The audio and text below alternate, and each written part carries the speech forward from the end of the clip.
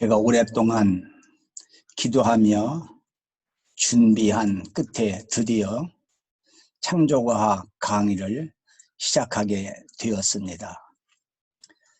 창조과학 강의의 주제는 크게 창조에서 천국까지입니다. 기독교는 창조에서 시작이 됩니다. 창세기 1장 1절에 태초에 하나님이 천지를 창조하시니라. 창조가 기초입니다. 그리고 마지막 결론은 천국입니다. 예수님께서 회개하라, 천국이 가까이 왔느니라 라고 말씀하셨습니다. 그래서 창조에서 천국까지, 먼저 저 자신을 소개하겠습니다. 유튜브에 보게 되면 출처도 알 수 없는 그런 설교 강의가 많이 있습니다. 독자들의 오해를 하지 않기 위해서 저를 간단히 소개합니다. 그리고 오늘은 인생과 종교란 주제로 말씀을 나누려고 합니다. 인간은 종교와 뗄래야 뗄 수 없는 밀접한 관계를 맺고 있습니다.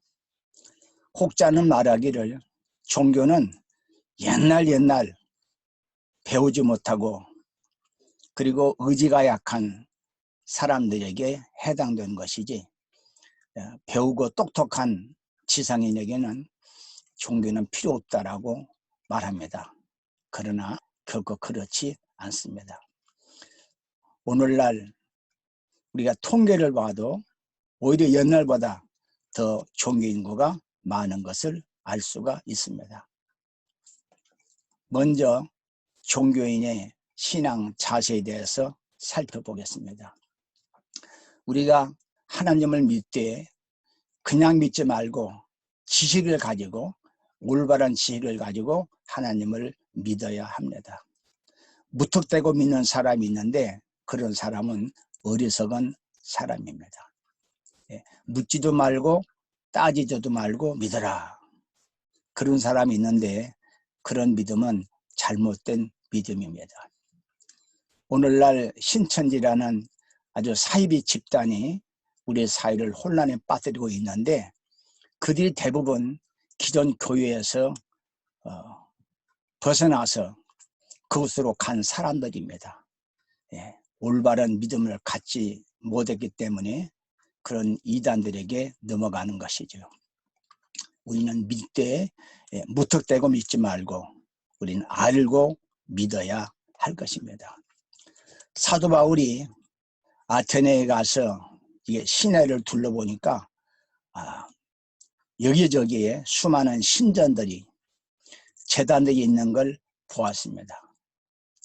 그래서 그들을 모아놓고 이렇게 설교를 했죠. 내가 두루 다니며 너희가 유하는 것들을 보다가 알지 못하는 신에게라고 새긴 단도 보았으니 제단도 보았으니 그런즉 너희가 알지 못하고 유하는 그것을 내가 너희에게 알게 하리라. 자, 알지 못하는 신에게 제사를 드립니다.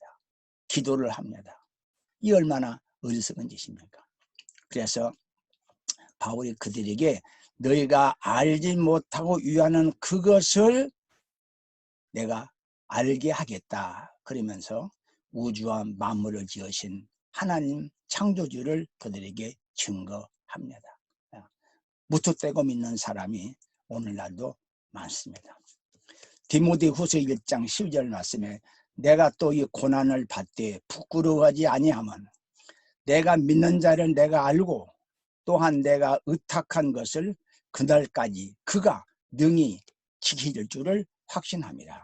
자, 내가 믿는 자를 내가 알고, 믿는 자를 알고 믿어야지 알지 못하고 무턱대고 믿는 것은 잘못된 것입니다. 그런가 하면 무턱대고 거부하는 사람이 있습니다. 하나님을 믿으라고 예수님을 믿으라고 권하게 되면 들어보지도 않고 손사래를 치는 사람이 있습니다. 하나님이 없다. 들어보지도 않고 없다는 겁니다. 이런 사람은 역시 어리석은 사람이죠. 제가 어느 신문에 보니까 고승덕 변호사의 신앙 간증이 여기에 실려 있었습니다. 그 내용을 보니까 하나님을 믿으면 천당에 가고 믿지 않으면 지옥에 간다는데, 만약 그게 사실이라면 안 믿고 있다가 죽으면 얼마나 큰일인가. 일단 알아보고 믿게 되면 믿고 아니면 도망가자, 이런 생각이 들기 때문이다. 예, 복음을 듣고 알아보는 겁니다. 알아보고 그게 사실이라면 믿고 사실이 아니라면 믿으면 안 되는 것이지요. 근데 많은 사람이 알아보지 않고 무턱대고 믿는 사람이 있습니다. 예, 그런 사람들은 이제 잘못된 이단에 많이 빠지고 마는 것이죠. 자, 여기 창조과 백과를 소개한 어느 책에 보니까 이런 내용이 있어 소개합니다. 세상이 하나님의 창조에 의한 것이라는 신앙을 기초로 한 크리스천이더라도 그저 믿으면 그만이지, 그저 믿으면 그만이지 하는 아니람 대신에 믿음의 근거를 발견하고 탐구하려는 태도는 반드시 필요하다. 이러한 탐구 도구로서 창조과학은 매우 유용하다라는 글입니다. 믿으면 그만이지, 그러면 안 됩니다. 믿음의 근거를 발견하고 탐구하려는 자세를 가져야 합니다. 자, 미신이 뭐냐? 국어사전을 보니까 믿는 대상을 확인하지 않고 무조건 맹목적으로 믿음이라고 정의했습니다. 무조건 믿는 거죠. 알아보지도 않고. 자, 여기에 신상이 하나 있습니다. 예레미야에 나오는 내용인데, 그 인간이 만든 우상이거든요. 근데 사람마다 어리석고 무식하도다. 은장이마다 자기의 조각한 신상으로 말미암아 수치를 당하나니 이는 그가 부어 만든 우상은 거짓 것이요 그 속에 생기가 없습니다. 그것들은 헛것이요 망령되이 만든 것인즉 징벌하실 때에 멸망할 것이나. 여러분, 이게 우상인데 이것은 가짜입니다. 참신이 아닙니다. 그러므로 믿음의 대상에 들 수가 없는 것이죠. 그러면 참신앙은 무엇이냐?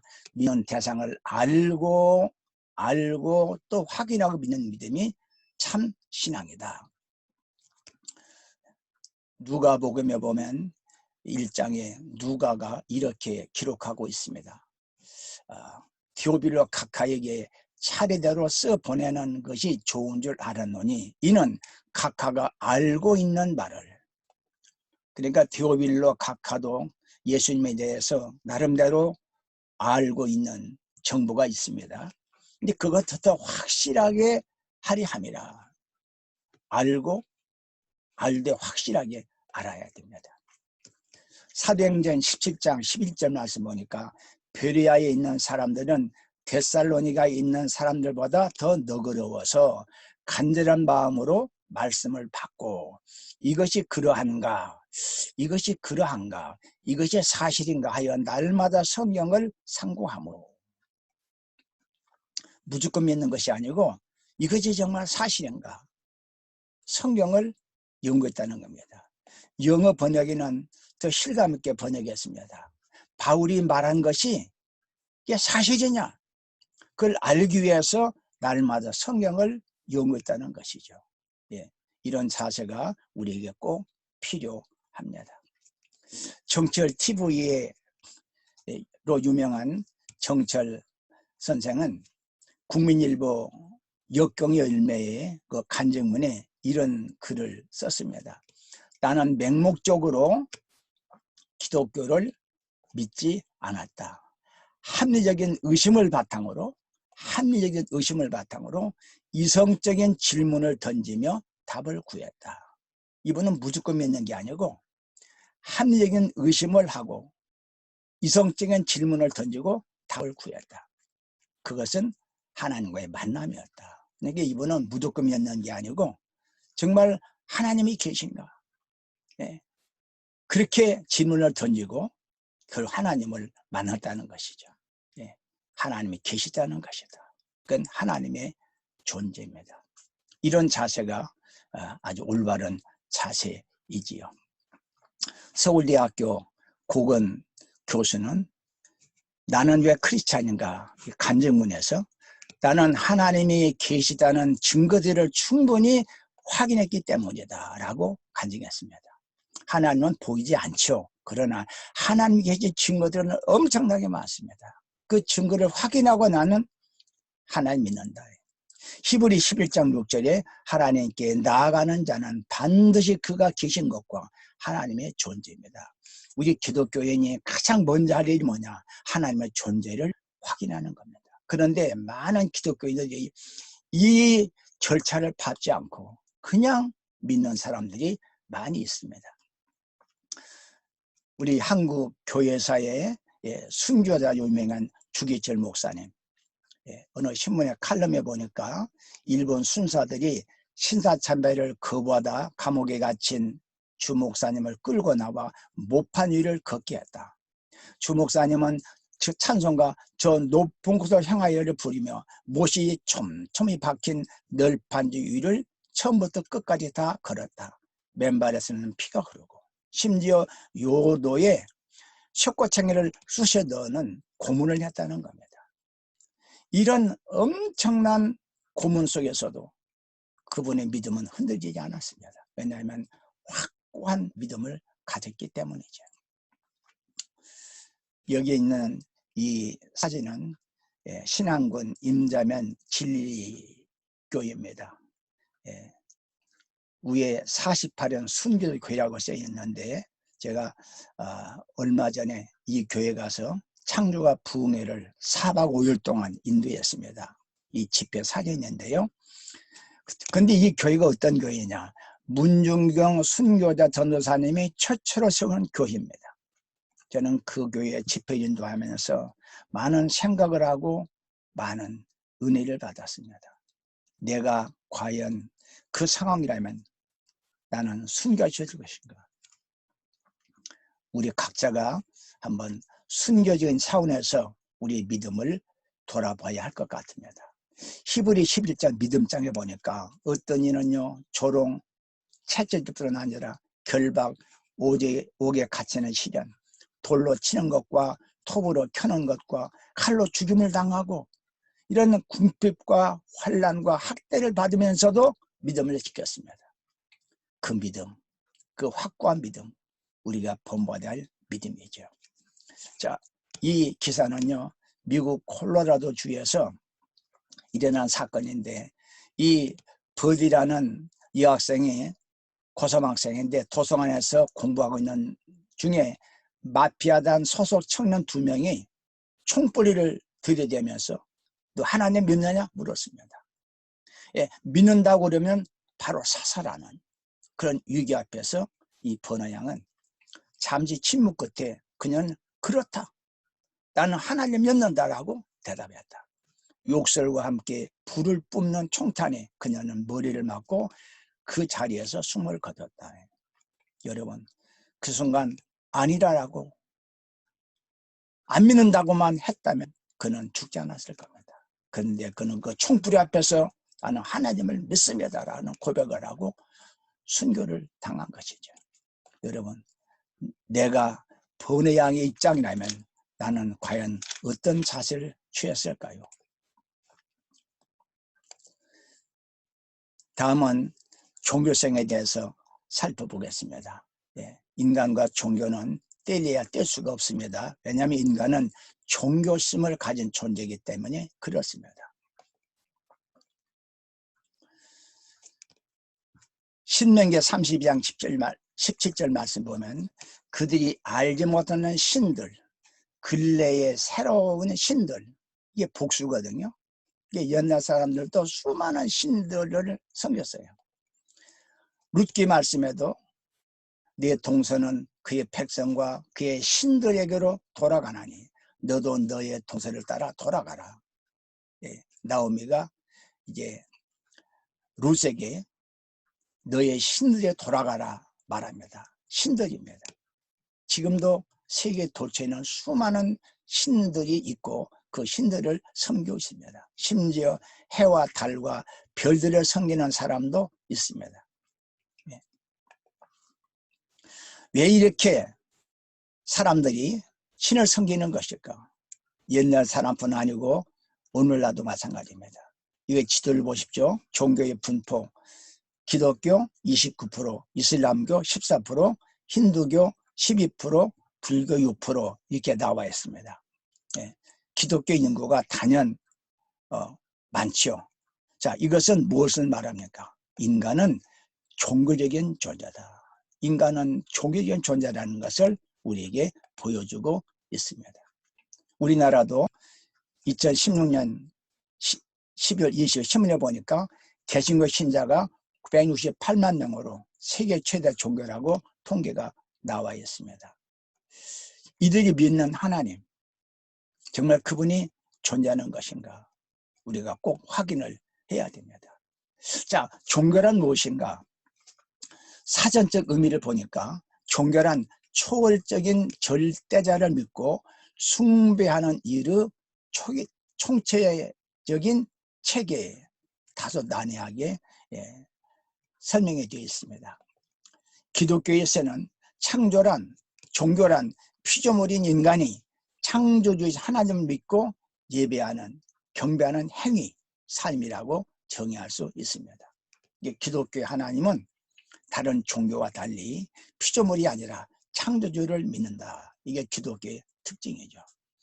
자, 그러면 종교란 무엇인가? 가장 중요한 질문입니다.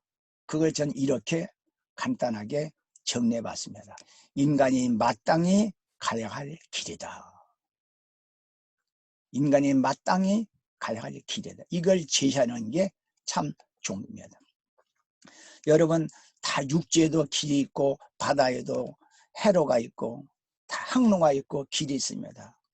네, 길이라고 다 올바른 길이 아닙니다. 잠언 14장 12절 말씀에 어떤 길은 사람이 보기에 바르나 필경은 사망의 길이라 그랬습니다. 여기에 길은 무슨 길입니까? 이런 사람에 닿는 길이 아닙니다. 인간이 마땅히 지켜야 할 법, 질서를 말하는 것입니다. 인간과 짐승의 차이는 유다서 1장 10절 말씀에 그들은 이성 없는 짐승같이 본능으로 아는 그것으로 멸망하느니라. 예, 짐승은 이성이 없습니다. 그래서 옳고 그름을 판단할 수가 없죠. 그들은 본능으로 행동합니다. 여기 책에 보니까 늑대의 도, 여우의 도 있고 인간의 도가 있는데 늑대의 도, 여우의 도, 이건 말도 안 되는 소리입니다. 무슨 늑대의 여우에게 무슨 도가 있고 무슨 법이 있고 무슨 질서가 있습니까? 인간에게만이 도가 있는 것입니다. 인간과 동물의 차이는 바로 종교성, 종교심에 있습니다. 바울이 아레오바오고 가운데 서서 말하기를 아덴 사람들아 너희를 보니까 범사에 종교심, 종교성이 많다라고 말했습니다. 그렇다면 이 종교심은 무엇일까요? 이것은 피조물인 인간이 하나님을 찾는 영적인 본능입니다. 여기 아기가 태어나자마자 엄마 젖을 찾고요. 엄마 젖을 빱니다. 이것은 본능입니다. 마찬가지로 피조물인 인간은 창조 하나님을 찾게 되어 있습니다. 이게 바로 종교성입니다. 1985년 1월 22일 날 테레사 수녀가 중국을 방문해가지고 무신론자인 등소평 아들에게 한 말이 신문에서 나왔습니다. 당신이 공공연히 무신론자로 자처하고 있지만 당신은 마음 깊은 곳에는 하나님을 경배할 욕구를 가지고 있다. 이게 종교성이거든요. 당연히 속지 말라. 말로는 나는 신이 없다, 안 믿는다 그러지만 그 내면에는 하나님을 찾는 본능이 있다는 것입니다. 자, 평소에는 종교에 관심이 없는 사람도 어떤 위기를 당하면요, 그 종교성이 발현이 됩니다. 요나가 하나님의 명령을 어기고 도망가는 가운데 이런 사건이 벌어졌죠. 여호와께서 큰 바람을 바다 위에 내리시매 바다 가운데 큰 폭풍이 일어나 배가 거의 깨지게 된지라. 사공들이 두려워하여 각각 자기의 신을 부르고, 예, 배가 풍랑을 만나 위기를 맞을 때 다 사람들이 자기의 신을 부르더라. 이게 바로 종교성이거든요. 그래서 누구나 이렇게 위기를 당하면 오마이 갓 임사오천 하나님을 찾게 돼 있습니다. 무신론자인 루소가 무신론을 강의하러 영국에 가던 중 대서양에서 이런 풍랑을 만났습니다. 그때 아이고 하나님 나를 살려주세요 라는 일화가 있습니다. 그래서 육지에는 무신론자가 있으나 바다에는 무신론자가 없다라는 말이 있습니다. 국민일보에 보니까 이런 칼럼이 있더군요. 세계적인 전도자 빌리그램 목사님에게 문제의 아들 프랭클이 있었다. 그 유명한 빌리그램 목사님 아들인데 그는 술과 마약에 찌든 채 아버지가 전하는 복음은 거짓말이고 하나님은 없다고 호언장담하고 살았습니다. 얼마나 아버지가 마음이 아팠을까요? 그런데 어떤 상황이 왔습니다. 하루는 밤늦게 자가용 비행기를 운전해 파티에 가던 중 사막 한가운데서 연료가 바닥난 일이 있었다. 통신 장비까지 고장나 연락을 할 수도 없었다. 점점 고도가 떨어졌다. 곧 추락을 앞두고 죽음의 공포가 밀려온 순간 그동안 부인했던 하나님께 기도하기 시작했다. 살려만 주신다면 하나님을 전하는 전도자가 되겠습니다. 그는 그때 위기를 벗어나면서 하나님께 돌아왔어요. 그는 목사님이 되어 아버지의 뒤를 이어서 지금 복음을 전하는 목회자가 되었습니다. 국민일보를 보니까 이낙연 전 총리의 하나의 간증인데요. 2003년 10월 외아들이 목숨을 건 수술을 받았지만 가장 절박한 순간 절대자에게 간과하는 것이 인간이라는 생각을 처음 하게 되었다. 아들을 통해 하나님은 저희 집에 몇 번이나 기적을 일으켰다. 여러분 모든 사람은요 어떤 극한 상황을 만날 때 누구나 다 하나님을 찾습니다. 이건 본능입니다. 왜냐하면 하나님의 모든 인간의 마음속에 바로 종교성을 주기 때문에 그렇습니다. 그러므로 인간은 종교를 결코 벗어날 수 없습니다. 종교를 떠나서 살 수가 없습니다. 문화는 종교에서 나오고요. 종교가 우리의 삶에 엄청난 영향을 끼치고 있는 것입니다.